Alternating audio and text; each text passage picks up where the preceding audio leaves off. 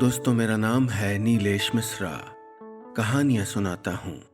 ये है मेरा एक ख़ास शो, मेरी और वर्ल्ड हेल्थ ऑर्गेनाइजेशन WHO की साझा पेशकश, मेरी प्यारी ज़िंदगी विद नीलेश मिश्रा। दोस्तों, आज मैं आपको सुनाने जा रहा हूँ अपनी मंडली के सदस्य दीपक हीरा रंगनाथ की लिखी कहानी दो लैंप पोस्ट। सावन में रुत न बरसी न बसंत फूल लाया, तेरे प्यार में तेरे बिन ऐसा भी साल आया। मैंने रेडियो की आवाज़ तेज कर दी। शाम से ही बारिश मेरी खिड़की के कांच पर दस्तक दे रही थी। रम का चौथा पैक भर लिया था। नीट। मैं नाइट लैंप की हल्की पीली रोशनी में कमरे के कोने में बैठा फ़ोन छान रहा था। एक फोल्डर था, मैं और तुम। रीत की सारी तस्वीरें उसी में संभाल रखी थीं। खंडाला के ड्यूक्स नोज का वो पहला ट्रैक जिसमें रीत सैंडल पहनकर आई थी। मैंने अपने जूतों में 2 जोड़ी सॉक्स भर के उसको दिए थे ताकि उसके चूहिया जैसे पैर उसमें आ सकें, वरना मेरे 10 नंबर के जूतों में तो वो पूरी की पूरी घुस जाती।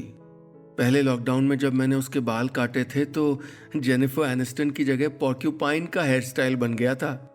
कितनी देर तक वो मुझको तकिए से मारती रही थी और मैं उसके फोटो क्लिक करता रहा था। उस शाम देर तक उसकी हंसी गूंजती रही थी कमरे में। अब न रीत है, न वो हंसती हुई गुलाबी शामें। एक आंसू मेरे गाल पर उतर आया। नज़र टेबल पर रखे अवार्ड पर अटक गई। पिछले साल देवेन, निधि और मुझे गोवा के फेस्टिवल में मिला था। देवेन मेरे बचपन का दोस्त था। चाची की छत से अचार चुराने से लेकर एडवर्टाइजिंग की इस नौकरी तक हम हर पल साथ रहे थे। निधि उसकी गर्लफ्रेंड थी, हमारे ही ऑफिस में थी। ऑफिस और एडवर्टाइजिंग ही मेरी दुनिया थी, लेकिन अब उससे भी नाता तोड़ लिया था। मैंने 5वां पैक भरा और निकल ही रहा था कि डोर अनलॉक हुआ और देवेन और निधि कमरे में घुस आए। देवेन एकदम मेरे कांधे से कांधा सटाकर बैठ गया। कुछ कहा नहीं, बस हाथ से पैग ले लिया और बिस्तर के नीचे खिसका दिया। कैसा है तू? उसने एकदम से आंखों में देखकर सवाल किया तो झूठ बोलने की भी हिम्मत नहीं हुई। मैंने बस होंठ तान कर मुस्कुराहट लाने की कोशिश की। वो दोनों आजकल ऑफिस के बाद लगभग रोज ही आने लगे थे। रोज ही उनको मेरे हाथ में पैक दिखने लगा था। निधि कमरा समेट देती, रूम फ्रेशनर मार देती, बिस्तर के नीचे लुढ़के हुए चने, मूंगफली और उनकी चींटियां हटाती, और देवेन मुंह धुलाता, स्वेटर पहनाता, दोनों मुझे बाहर ले जाते और खाना खिलाते। कभी कभी तो देवेन रात भर रुक भी जाता। पिछले संडे तो मैं नींद में ही रो रहा था। देवेन ने नींद से जगाया था, कॉफ़ी पिलाई थी। देर तक वो मेरा मन टटोलता रहा था कि मैं कुछ तो बोलूं, कहीं से तो अपना दर्द निकालूं। लेकिन मैं शराब में इस दर्द की दवा ढूंढता रहा, लेकिन ऐसा कभी हुआ ही नहीं। नशा करके भी मेरे दिल से रीत की याद जा नहीं रही थी। देवेन मेरी नींद लगने तक वहीं सरहाने पर बैठा रहा। 3 महीने पहले जब ब्रेकअप हुआ था, तब से दोनों जैसे मेरे माँ बाप बन गए थे। परसों वो स्वीट्स वाले क्लाइंट की पिच है। तू कॉपीराइटर है, तू ही प्रेजेंट करेगा। चेरी सर वैसे भी तुझ पे बहुत चिढ़े हुए हैं। डिसमिसल तक बात आ गई है। देवेन की आवाज़ में सख्ती थी। मैंने कुछ नहीं कहा, उठकर बालकनी में आ गया। बोतल मुंह को लगाई और आंखें बंद कर लीं। मार डालेगा क्या खुद को? निधि ने गुस्से में बोतल छीनी और टेबल पर अवार्ड से टिका कर रख दी। दिन रात शराब पी रहा है तू। पिछले 2 हफ्तों से ऑफिस तक नहीं आया। इस जहर ने गम तो भुलाया नहीं तेरा, उल्टा जॉब भी हाथ से जाएगी। अरे रीत तेरी दुनिया का एक हिस्सा थी, पूरी दुनिया नहीं थी। तेरे बाकी हिस्से, हम सब अब भी तेरे साथ हैं, हमेशा रहेंगे। हम सब मिलके इसको पार करेंगे। हमसे अपना दर्द नहीं बांट सकता तो किसी और के सामने दिल हल्का कर लेना, किसी अजनबी के सामने, किसी काउंसलर के सामने। ऐसे कब तक अंदर से जलता रहेगा भाई? आई डोंट केयर यार। जाओ तुम दोनों, परसों सगाई ना तुम दोनों की, यहां बैठ के मेरी जान काहे खा रहे हो? मैंने सारा गुस्सा दोनों पर उड़ेल दिया और जाकर दीवार से टिक गया। रीत का चेहरा आंखों में घूम रहा था। वो जिस पल मुझको छोड़कर गई थी, वो पल हटता ही नहीं था। होंठ कांप रहे थे, गले में कुछ अटक गया था जो नीचे उतरने का नाम ही नहीं ले रहा था। देवेन ने पीठ पर हाथ रखते हुए कहा, कौन सी सगाई? हमारी सगाई नहीं हो रही है। क्या मतलब?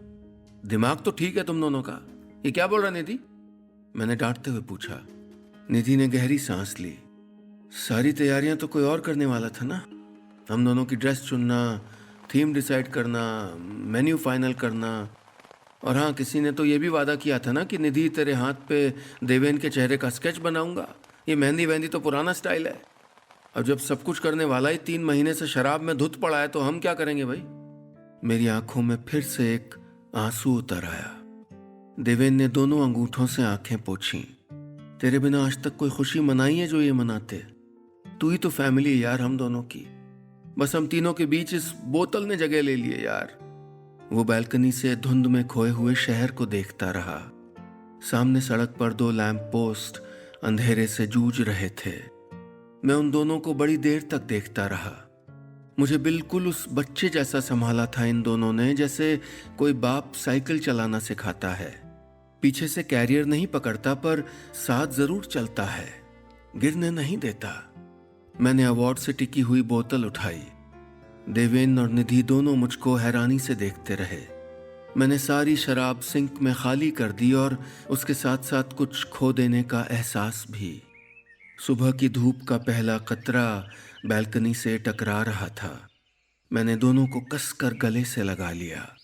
निधि ने कहा, चलो शॉपिंग चलते हैं, सुबह तो हो ही गई है। क्यों? बस इतनी सी थी ये कहानी। दोस्तों, ये थी मेरी मंडली के सदस्य दीपक हीरा रंगनाथ की लिखी कहानी 2 लैंप पोस्ट। क्या आपने या आपके किसी परिचित, रिश्तेदार, दोस्त ने भी शराब की आदत से जूझने की कोशिश की है?